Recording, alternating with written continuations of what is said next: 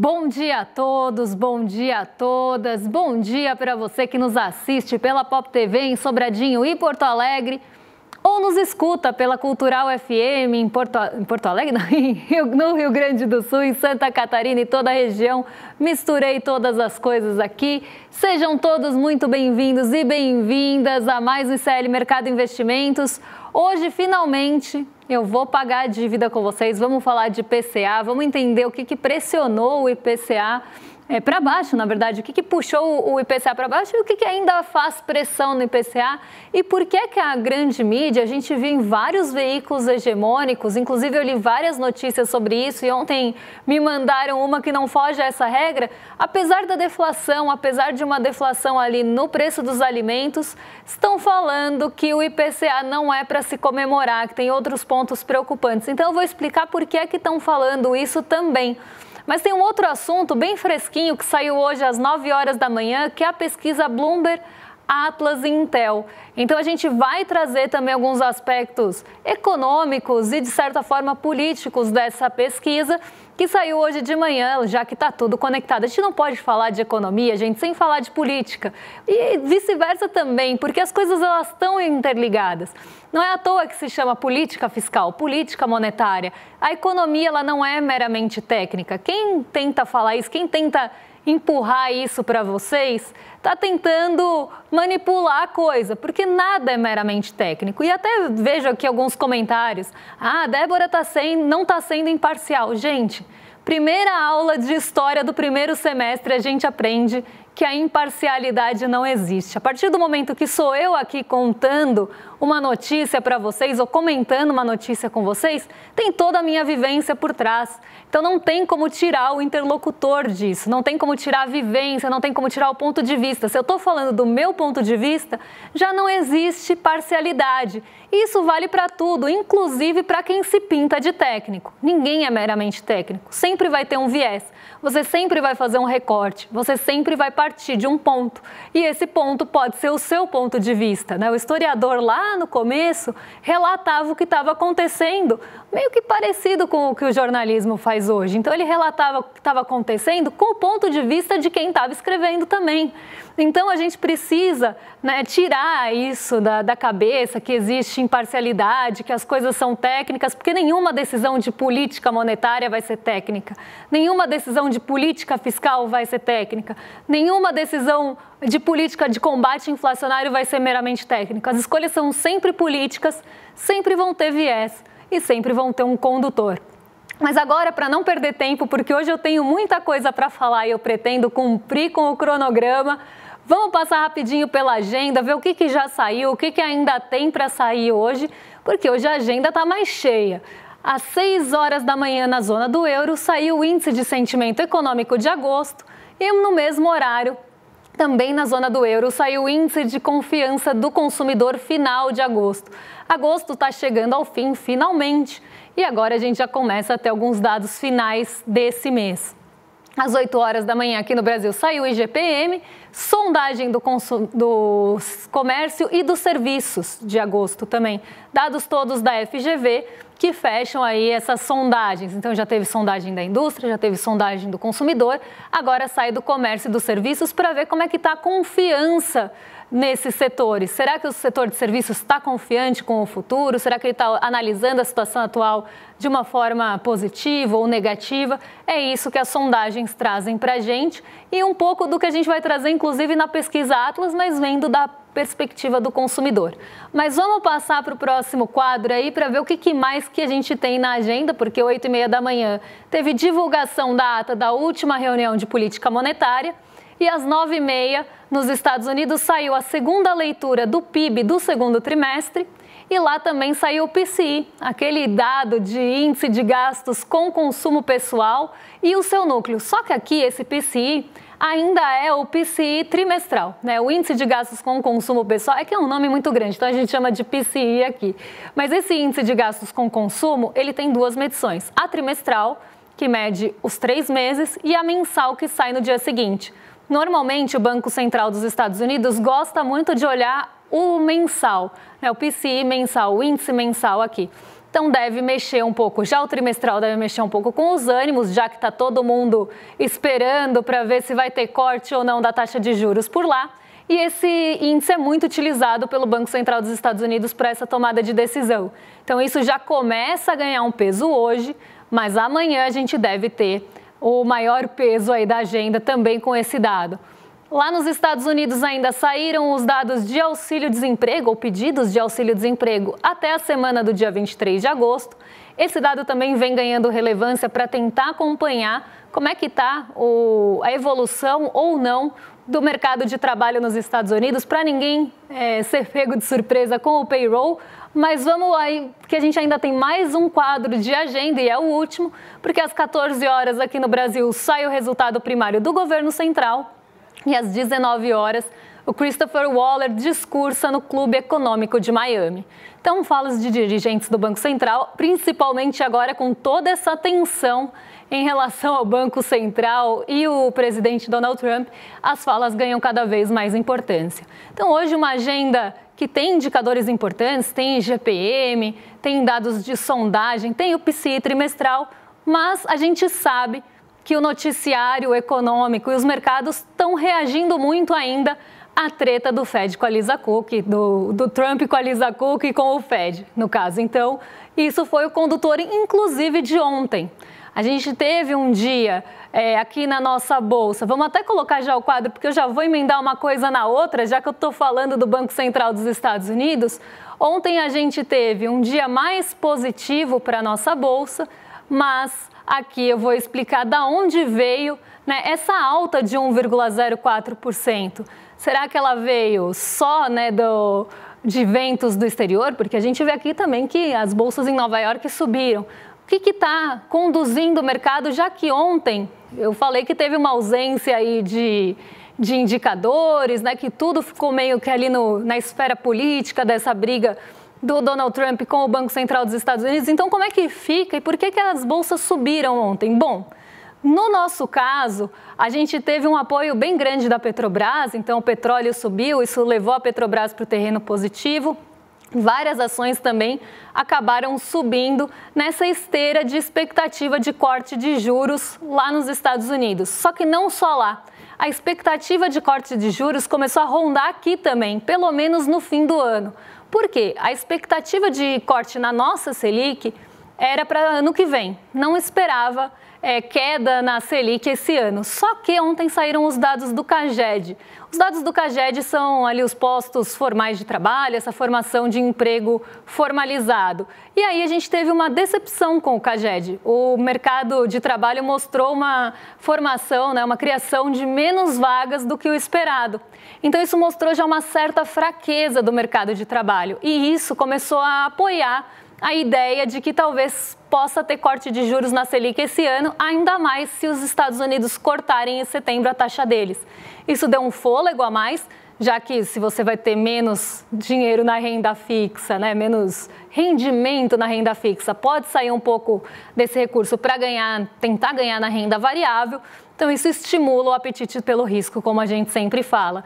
E a fraqueza do dólar também aconteceu não só aqui, mas de forma geral, por conta da expectativa de corte logo em setembro lá nos Estados Unidos. E as bolsas subiram não só por isso, mas também pela expectativa pelo resultado da NVIDIA, que sairia depois do fechamento. Como tudo aqui no mercado financeiro acontece na expectativa e não no fato, isso também acabou dando um suporte para as bolsas em Nova York. Então, um giro bem rapidinho aqui pelo mercado, porque hoje, como falei, tenho dois assuntos bem densos para falar com vocês e um deles eu estou devendo desde terça-feira, acredito eu, que é o IPCA 15. A gente chegou a falar que o IPCA 15 frustrou as expectativas do mercado, ele veio em deflação, mas não na deflação que se esperava. O mercado achava que ia ter uma deflação maior, a projeção era de uma deflação maior, mas o IPCA 15 caiu 0,14. A expectativa média ali do mercado estava em torno de queda de 0,20.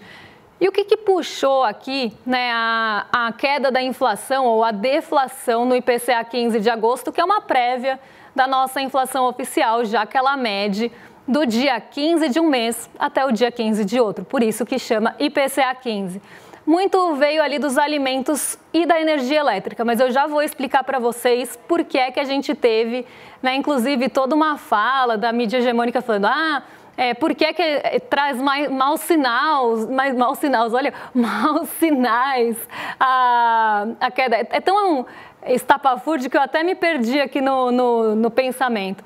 O que estavam falando é que o IPCA 15 não trouxe otimismo, trouxe sinais negativos, foi lido ali de uma forma negativa e não positiva, sendo que teve deflação e deflação de alimentos, que é o que pesa mais para as pessoas de menor renda. Então, se você pega ali o preço dos alimentos, isso pesa muito, principalmente nas rendas menores. Isso penaliza muito o bolso do brasileiro.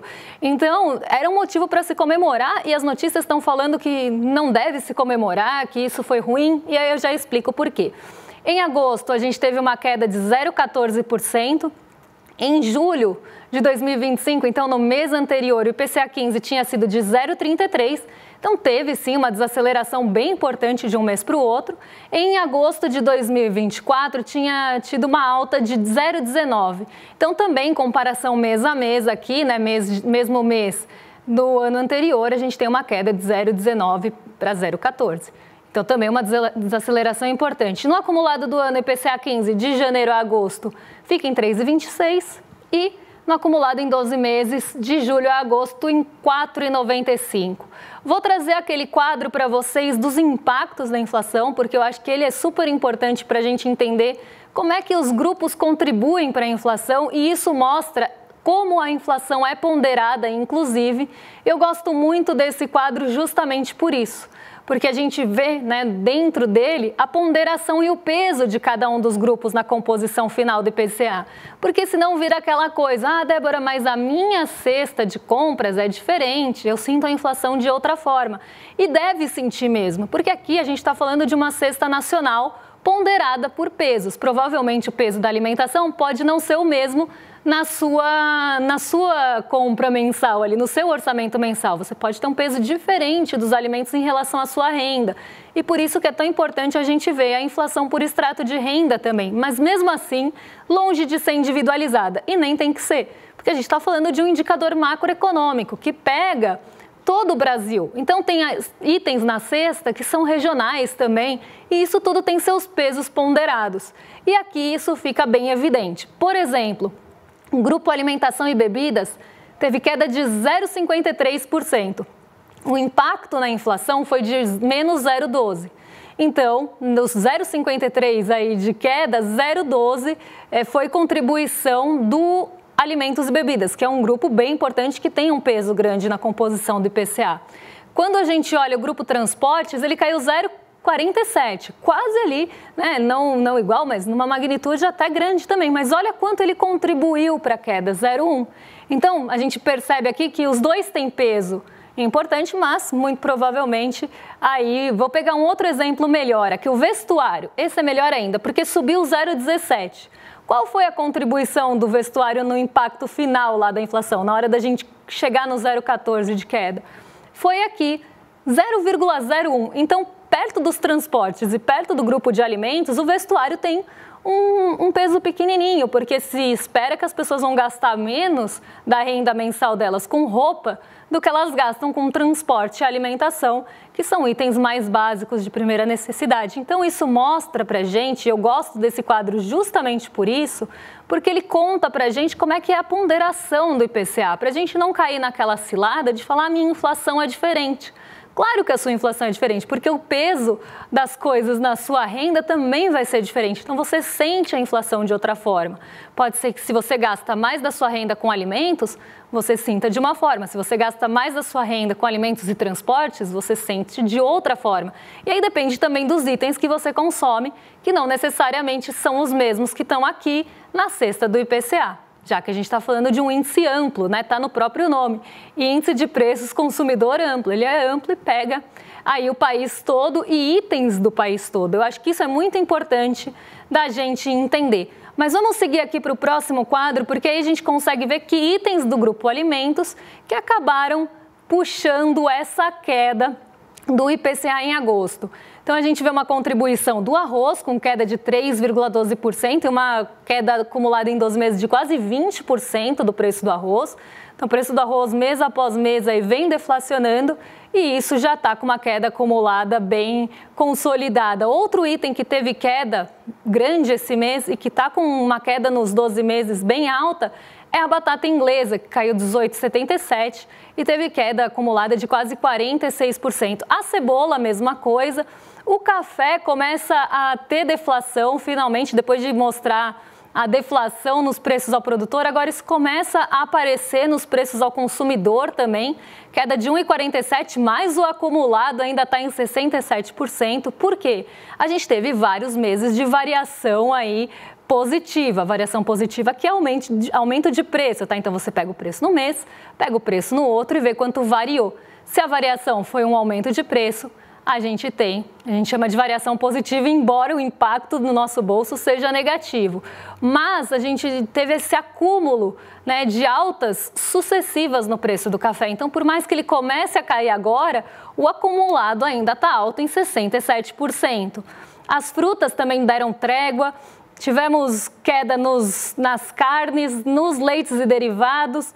Óleo de soja subiu 0,34%.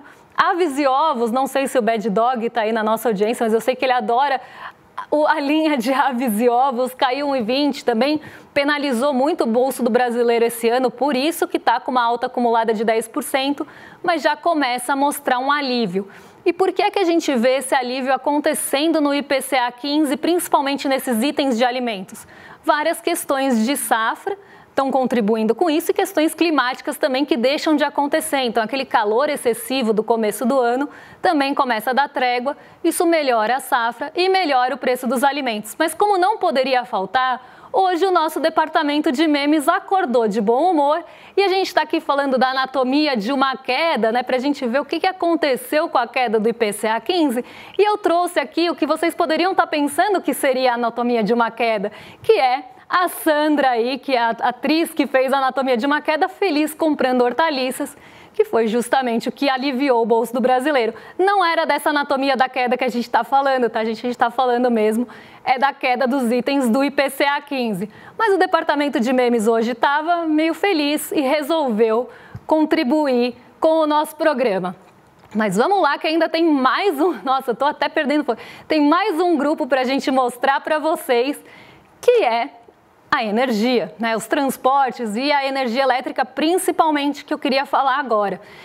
A energia elétrica caiu aqui 4,93, tá? Então uma queda grande da energia elétrica residencial, que tinha sido algo que estava penalizando muito nos outros meses. E apesar da queda de quase 5% nesse mês, a gente tem um acumulado em 12 meses positivo de 1,75. Então não foi suficiente para derrubar, para deflacionar a energia nesse ano, ou pelo menos nos últimos 12 meses. Mas por que a gente teve essa queda? Não foi por mudança de bandeira tarifária, tá, gente? A bandeira continua vermelha, 2, então a gente continua tendo ali um preço mais caro na energia elétrica pelo uso das termoelétricas. A gente sabe que está seco, está faltando chuva e isso faz com que esse mecanismo acabe sendo acionado para fornecer energia elétrica e ele é mais caro. Só que não foi isso que contribuiu, porque a bandeira não mudou. Então, o que é que contribuiu? A gente teve bônus de Itaipu e isso é um alívio imediato, é um alívio que acontece pontualmente. Então, houve o bônus de Itaipu nas contas, isso faz com que a conta caia de preço, só que não é uma coisa que vai acontecer todos os meses. Então, a gente pode esperar que, se não mudar a bandeira, nos próximos meses a energia pode voltar a pressionar nosso bolso aqui. Mas se a gente pegar os combustíveis, caíram novamente, 1,18 nesse mês. O etanol caiu, a gente tem a gasolina que caiu também, deixa eu ver se tem aqui o gás veicular também caiu, eu estava procurando ele aqui na minha tabela, caiu 0,25, então de certa forma a gente teve esse alívio do grupo de transportes e do grupo de habitação também, com a energia elétrica principalmente. Mas aqui um alerta, que a energia pode voltar a subir depois de passado o bônus de Itaipu. Então, quando ele sair da conta, ainda no IPCA final ele deve aparecer, mas nos próximos meses, quando ele sair da conta, provavelmente a energia volte a pressionar se a gente não tiver melhora nas chuvas e melhora na bandeira tarifária. Agora eu tenho uma missão quase impossível, que é passar pela Atlas Intel. Provavelmente eu vou dividir, né, parte agora e parte amanhã para a gente falar dessa pesquisa, porque ela é extensa, mas a gente viu um pessimismo generalizado do brasileiro na pesquisa Atlas, aí na pesquisa Bloomberg Atlas, né, que é uma parceria da Bloomberg com a Atlas, em relação à situação econômica e também em relação às fake news. Então, o brasileiro está bem preocupado com as fake news. Vamos ver o que a gente consegue ver aqui da situação de emprego.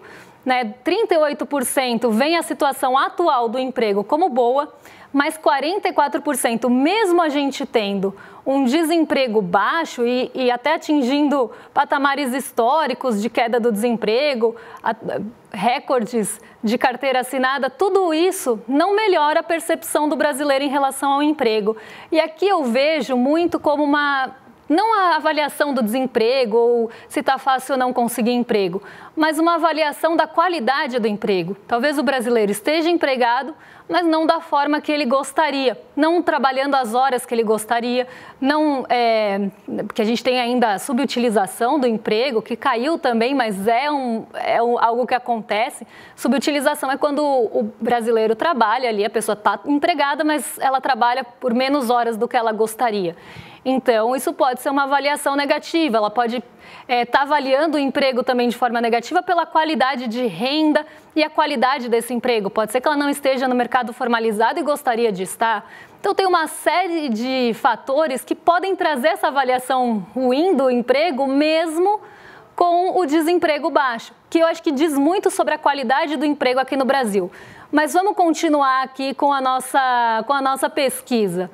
Vamos colocar aí na tela. A situação do emprego também é ruim e a situação do Brasil, eu estava até falando aqui as expectativas econômicas, já está na próxima pergunta, que é qual a expectativa daqui para frente, né? Porque aqui a gente tem na anterior, que é a situação atual, a situação da família, né, que também está com queda aí de 5 pontos percentuais, então aumentou o percentual de pessoas que está vendo uma situação ruim para a família, e do Brasil também, uma situação atual ruim do Brasil de forma geral, aqui nem por emprego, nem por renda, mas uma situação econômica do Brasil pior do que antes, olhando para o agora. Depois vem as expectativas, então olhando para o amanhã. Vamos ver o que a pesquisa conta para a gente. Aí sim, a situação da família, né, nas expectativas econômicas também está negativa, mas bem empatada aqui, porque 37% acredita que a situação da família vai melhorar para frente, 37% acredita que vai piorar e 27% acha que não vai para lugar nenhum, que vai ficar igual. A situação do emprego tem uma perspectiva de piora. Então, a pessoa não está avaliando bem o emprego hoje, a condição de emprego hoje, mas acredita que ainda vai piorar daqui para frente, com 47% dos respondentes nessa faixa.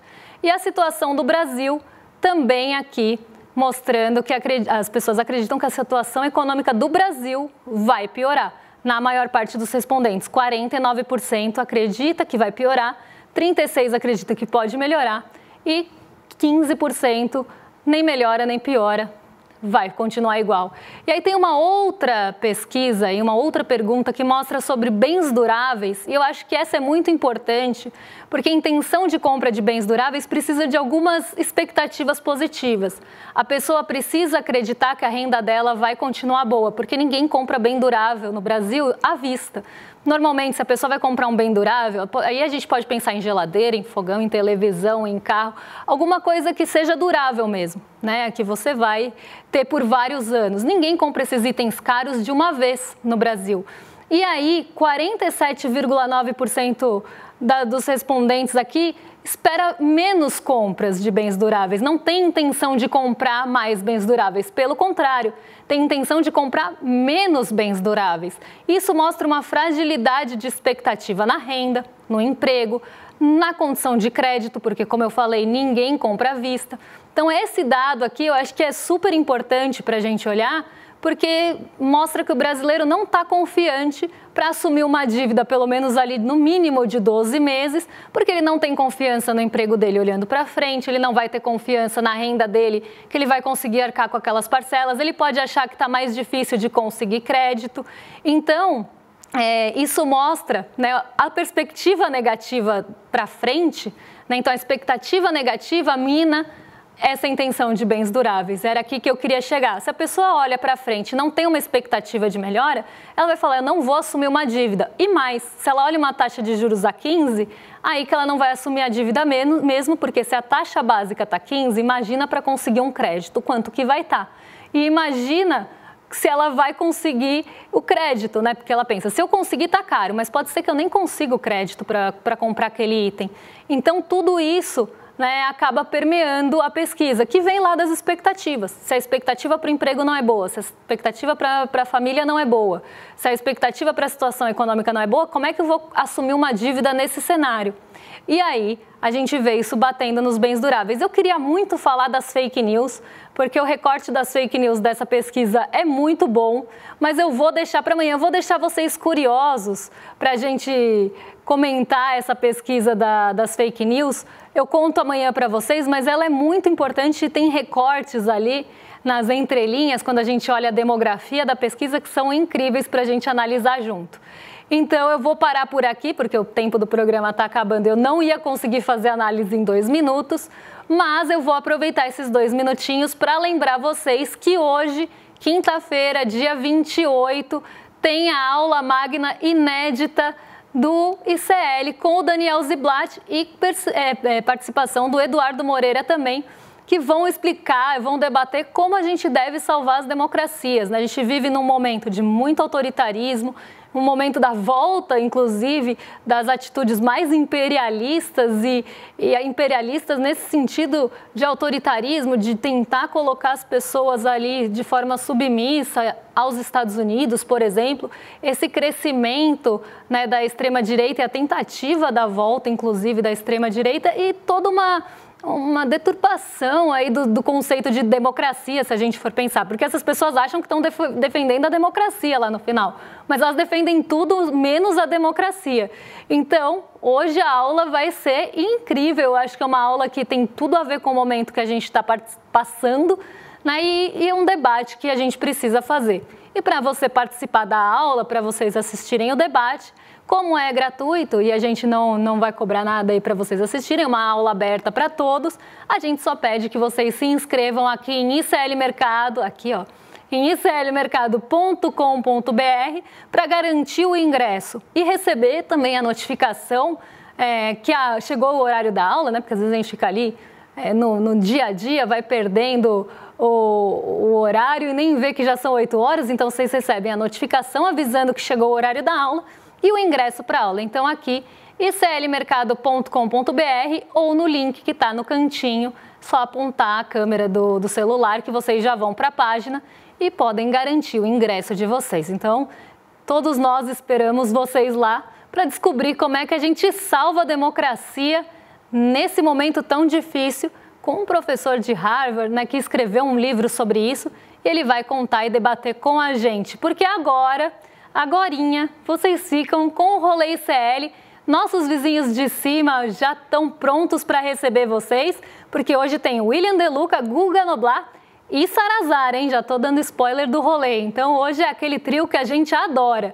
Então, já vou jogar para os vizinhos de cima, porque eu sei que os rolezeiros estão ansiosos no chat. E amanhã eu volto para a gente discutir o que mexe com a nossa bolsa, com o nosso bolso, com as nossas vidas. Olha, estou engasgando já no fim do programa, é a emoção de começar o rolê. E aí eu passo pelas fake news, eu sei que tem PCC com Faria Lima também, a gente vai falar sobre isso amanhã. Um beijão e até lá, pessoal! Chegou o grande dia e eu tenho certeza que está todo mundo ansioso para aprender com um dos maiores professores do mundo. Hoje, às 8 horas da noite, Daniel Ziblatt, professor de Harvard, autor de Como as Democracias, vai dar uma aula inédita, exclusiva e traduzida para o português aqui no ICL. 1 hora antes dessa aula, se você já está inscrito ou inscrita, vai chegar no seu e-mail e no WhatsApp, no grupo de WhatsApp, o link para você clicar e já entrar na sala de espera. Se você não está inscrito ou inscrita, não perde a chance. Que sorte que você está assistindo esse vídeo. Clique aqui no link e se inscreva gratuitamente. À noite a gente se vê. O ICL está em todo lugar, na palma da sua mão, na TV da sua casa e até nos seus ouvidos. Para ir além da manchete e mergulhar com apuração e contexto de verdade, acesse iclnoticias.com.br. Siga o ICL, compartilha e vem com a gente. Informação para quem pensa.